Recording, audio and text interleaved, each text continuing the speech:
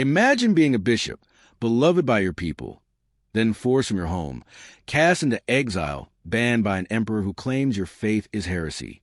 Yet from distant islands and foreign deserts, your word still heals, your presence draws crowds, and your exile becomes your pulpit. This is the story of St. Barses of Edessa, a confessor who stood firm against Arianism and never bowed to politics. Stay with me, because in his suffering we find a path of courage, confession, and divine steadfastness.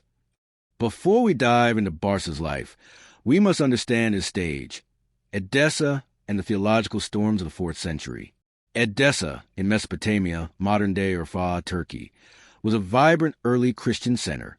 It was on the frontier between Roman and Persian influences, culturally Syriac, Greek, and Aramaic.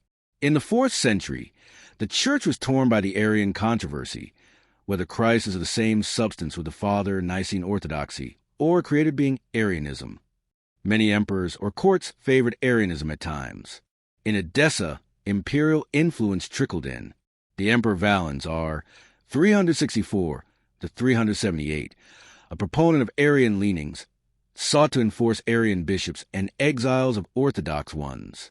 This set the stage for Barses' struggle. Thus, Barses would not only argue doctrine, he would face exile, displacement, and the power of empire against local faith.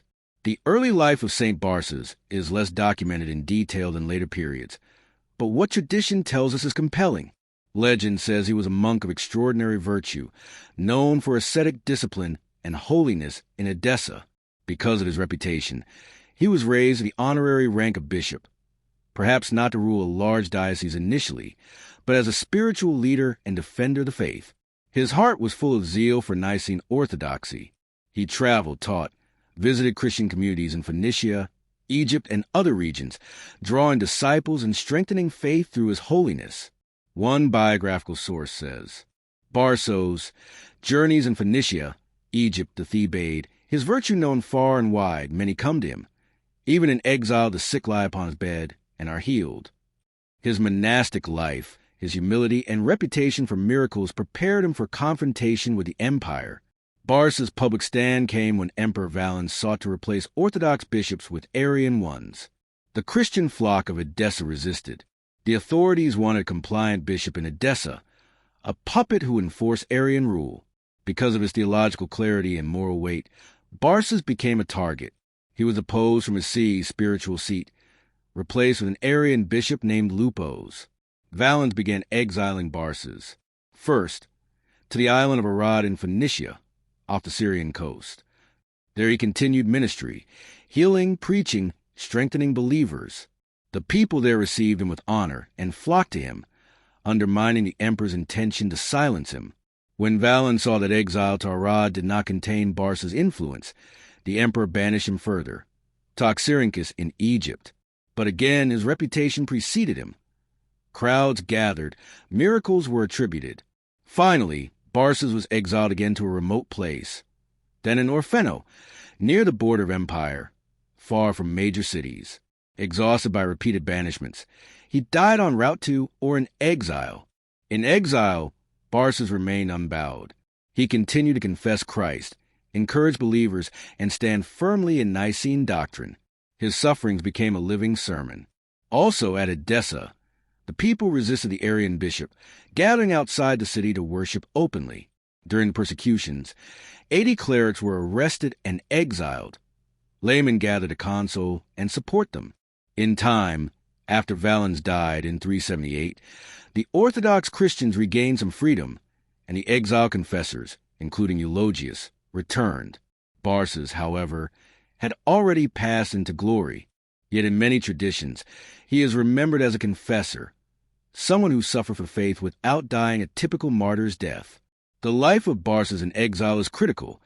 It shows how faith transcends geography, power, and suffering. While in Arad, his ministry drew people from across the region. His bed was preserved, and sick people came to lie on it in faith for healing. His reputation for spiritual gifts grew, healing, prophetic insight, words of encouragement. His exile essentially became a new kind of pulpit. In Oxyrhynchus, too, he was welcomed, and crowds gathered despite the remoteness. Even in harsh exile, Men and women sought his blessing. The fact that Valens continued to move him further away or maintain his exile is itself a testimony. Barses was effective even stripped of his earthly position. His physical suffering, repeated displacements, and isolation fortified the faith of the church in Edessa and beyond. Many, seeing his unwavering devotion, were strengthened to stand firm in holiness. His life is an example of confessor sanctity, not killed for Christ directly, but bearing imprisonment, exile, hardship for Christ. As Barses journeyed further into remote exile, he became physically drained. Tradition says he died en route to or within the remote region Thenan. His death was not spectacular in spectacle, but powerful in witness. He had already surrendered all his comfort, his place, his reputation, and blessedly went to glory. His feast day is remembered in some traditions on October 15th, in Roman martyrology, and January 12th Syriac calendars, depending on the source. After Barses' death, Eulogius, his fellow confessor, was elevated to bishop in Edessa when Orthodox control returned. Barses is commemorated with Eulogius as joint confessors on August 25th in Orthodox calendars. In iconography and tradition, he is portrayed as a bishop in exile, humble, enduring. Though theology changed, the memory of Barses persists, a holy witness who confounded empire by simply remaining faithful.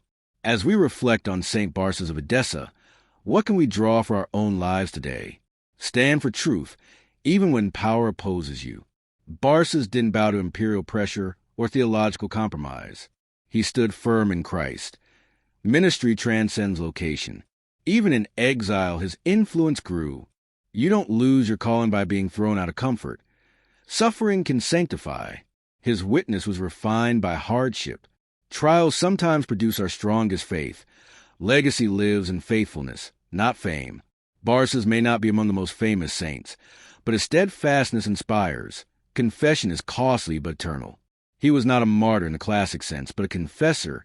He confessed Christ against pressure, endured exile, carried suffering in his body and spirit.